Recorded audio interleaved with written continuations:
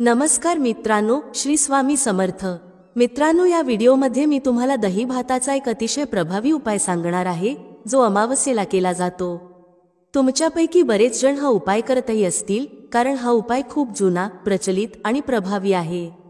हा उपाय केल्यामुळे आपल्याला अनेक प्रकारचे फायदे होतात, जे तुम्हाला या व्हिडिओतून जाणून घ्यायला मिळतील। बऱ्याच जणांकडून दही भाताचा हा उपाय करताना काही चुका होतात, त्यामुळे या उपायाचा अपेक्षित परिणाम तुम्हाला मिळत नसेल। आजच्या या व्हिडिओत आपण दही भाताचा उपाय योग्य पद्धतीने कसा करावा, कोणत्या कारणांसाठी हा उपाय केला जातो आणि कोणत्या चुका आपण टाळल्या पाहिजेत, याची सविस्तर माहिती घेणार आहोत। त्यामुळे व्हिडिओ शेवटपर्यंत नक्की पहा।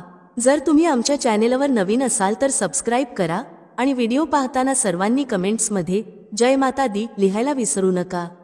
चला तर मग व्हिडिओला सुरुवात करूया।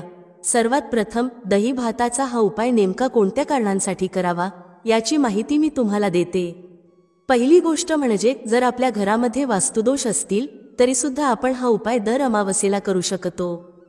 दुसरी गोष्ट म्हणजे, आपल्या घरामध्ये पितृदोष असतील, म्हणजे पितरांच्या आत्म्याला सद्गती मिळावी, त्यांचा आशीर्वाद आपल्या पाठीशी कायम राहावा किंवा आपले पितर संतुष्ट राहावेत, या कारणांसाठीही आपण हा उपाय करतो। तिसरी गोष्ट म्हणजे, जर आपल्या घरातील लहान मुलांना किंवा कोणत्याही वयाच्या व्यक्तींना वाईट नजर लागलेली असेल, ज्याला आपण दृष्ट लागणं म्हणतो, तर हा उपाय उपयुक्त ठरतो। उदाहरणार्थ, लहान मुलांना दृष्ट लागली तर ते खाणं पिणं टाळतात, खूप चिडचिड करतात किंवा सतत रडत असतात। मोठ्या व्यक्तींच्या बाबतीत सांगायचं झालं तर त्यांचं डोकं दुखतं, कामात रस राहत नाही, स्वभाव चिडचिडा होतो आणि त्यांच्या प्रगतीत अडथळे येतात।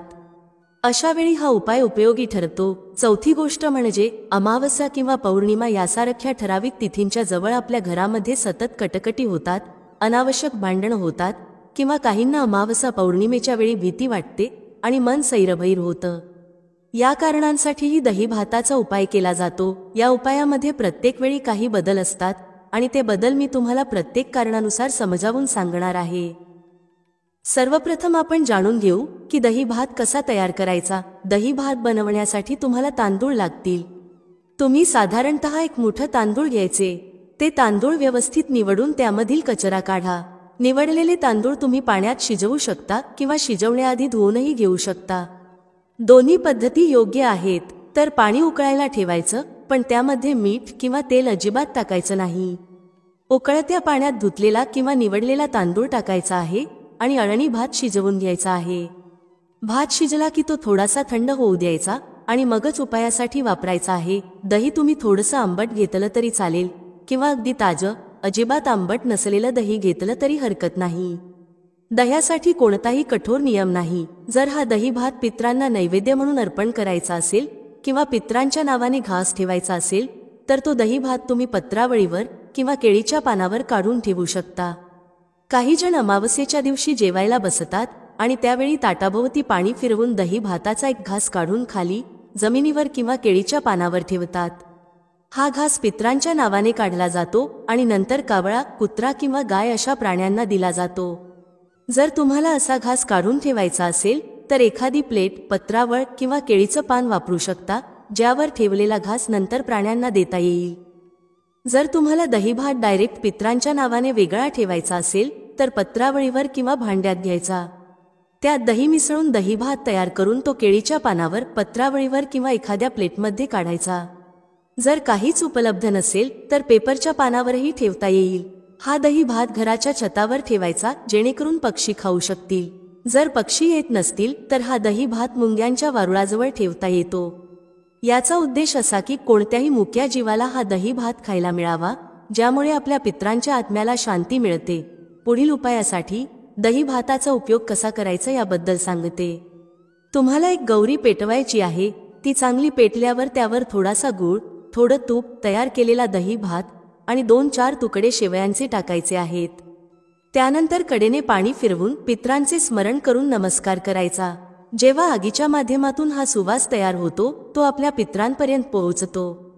हा उपाय पितरांसाठी खूप प्रभावी मानला जातो। वास्तुदोषासाठी दही भात एका पुठ्ठ्यावर किंवा भांड्यात घ्यायचा आणि 4 भाग करायचे। नंतर घराच्या 4ही कोपऱ्यांना, बाहेर किंवा छतावर हा दही भात शिंपडायचा किंवा फेकायचा। ही पद्धत वास्तुदोष निवारणासाठी उपयोगी ठरते। त्यासाठी तुम्ही दही भाताचं मिश्रण थोडंसं पातळ केलं तरी चालेल किंवा घट्ट ठेवलं तरीही हरकत नाही। यामध्ये कोणत्याही प्रकारची करणी, बाधा किंवा वाईट उद्देश नाही, त्यामुळे घाबरायचं काहीच कारण नाही। हा उपाय खूप जुना आणि पारंपरिक आहे। तुमच्या घरातील वडीलधारे आजी आजोबा किंवा ज्येष्ठ मंडळी देखील तुम्हाला सांगू शकतात की त्यांच्या काळातही हा उपाय केला जात असे। तुमच्या आजी सांगतील की त्यांच्या सासूबाई किंवा त्यांच्या आधीच्या पिढीनेही अमावस्येला किंवा पौर्णिमेला हा उपाय केला आहे। त्यामुळे हा उपाय योग्य पद्धतीने केल्यास घाबरण्याचं काही कारण नाही। भात बनवताना मीठ टाकायचं नाही, हे मी आधीच स्पष्ट केलं आहे। जर तुम्ही वास्तुदोषासाठी हा उपाय करत असाल तर घराच्या चारही कोपऱ्यांना दही भात शिंपडा किंवा फेकून या। घरात आल्यानंतर तुमचे हातपाय स्वच्छ धुवा आणि नंतर घरातील देव्हाऱ्यात जाऊन देवी देवतांचं दर्शन घ्या। त्यांच्यासमोर प्रार्थना करा की घरातील अडचणी मिटाव्यात। त्यानंतर तुम्ही तुमच्या कामाला लागू शकता। वास्तुदोषासाठी हा उपाय तुम्ही दिवसभरात कधीही करू शकता। मात्र जर तुम्हाला चांगली वेळ हवी असेल तर दिवा लावण्याच्या वेळेस म्हणजे संध्याकाळच्या तिन्ही सांजेच्या वेळी हा उपाय करणं अधिक परिणामकारक ठरतं। आतापर्यंत मी तुम्हाला पितृदोष आणि वास्तुदोषासाठी दही भाताचा उपाय कसा करायचा ते सांगितलं। आता मी तुम्हाला दृष्ट लागलेल्या व्यक्तींसाठी हा उपाय कसा करायचा ते सांगते। जर तुमच्या घरातील लहान मुलांना किंवा मोठ्या व्यक्तींना वाईट नजर लागली असेल, ज्यामुळे त्यांचं वागणं बोलणं बदललं असेल, तर हा उपाय उपयोगी ठरतो। लहान मुलं जेवत नसतील, खूप चिडचिड करत असतील, सतत रडत असतील तर त्यांचं वागणं पूर्ववत व्हावं, त्यांची रडारड कमी व्हावी आणि वाईट नजर दूर जावी, यासाठी हा उपाय करावा।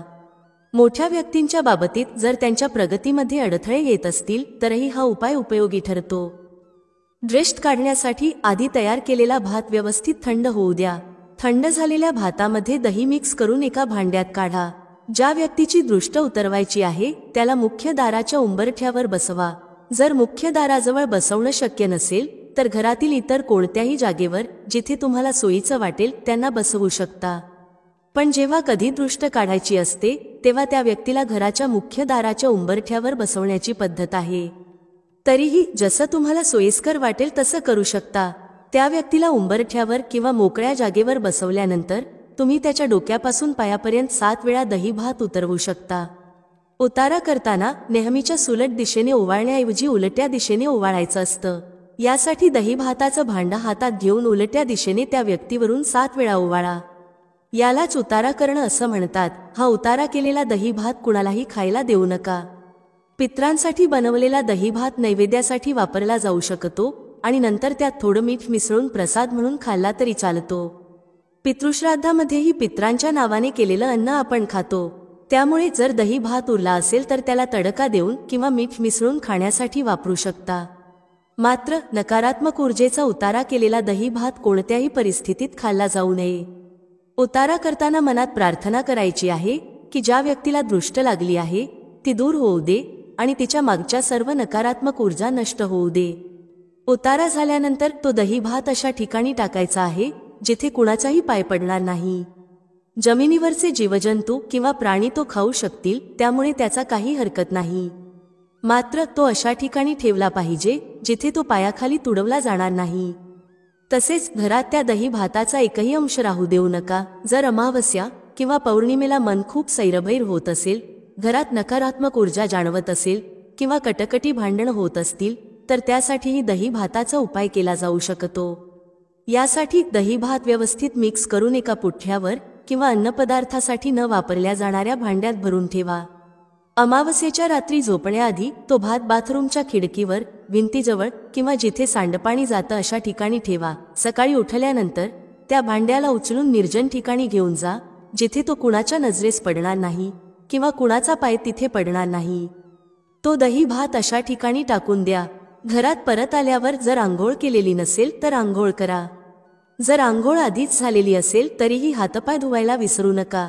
यानंतरच तुमच्या कामाला लागा। जर हा उपाय तुम्ही पितृदोषासाठी करत असाल तर तो पितरांच्या आत्म्याला शांती मिळावी, पितरांचा आशीर्वाद कायम राहावा आणि त्यांची नाराजी दूर व्हावी या उद्देशाने केला जातो। संतुष्ट पितर आपल्याला कोणत्याही कामात अडथळा येऊ देत नाहीत। म्हणूनच बरेच जण देवाच्या कोपाप्रमाणेच पितरांच्या आत्म्याला शांत ठेवण्यालाही तेवढंच महत्त्व देतात। पितृदोष किंवा पितरांचा कोपही तितकाच गंभीर मानला जातो।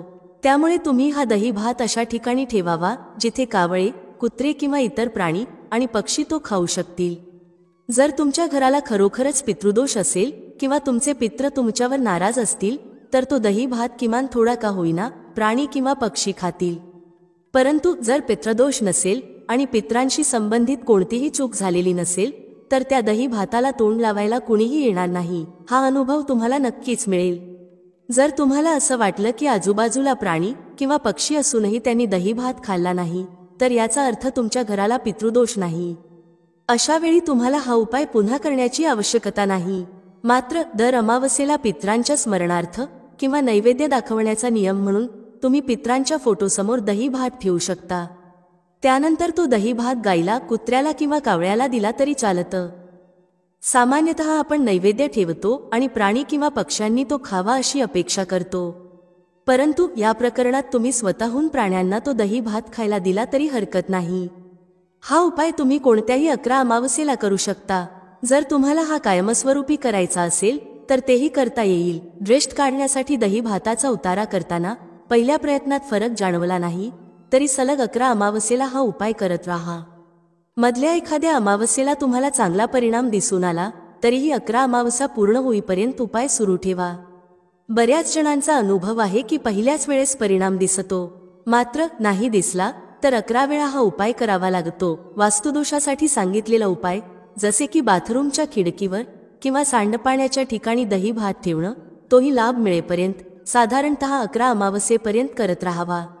शास्त्रानुसार हा उपाय सातत्याने करणं फायदेशीर ठरतं. तर हा दही भाताचा उपाय जो प्राचीन काळापासून प्रचलित आणि अत्यंत प्रभावी मानला जातो, अमावस्येला नक्की करा.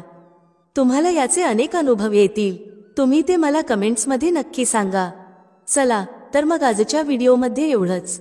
हा व्हिडिओ तुम्हाला आवडला असेल, उपयुक्त वाटला असेल तर व्हिडिओला लाईक करा, जास्तीत जास्त शेअर करा आणि असेच माहितीपूर्ण व्हिडिओ पाहण्यासाठी आपल्या चॅनेलला सबस्क्राईब करा.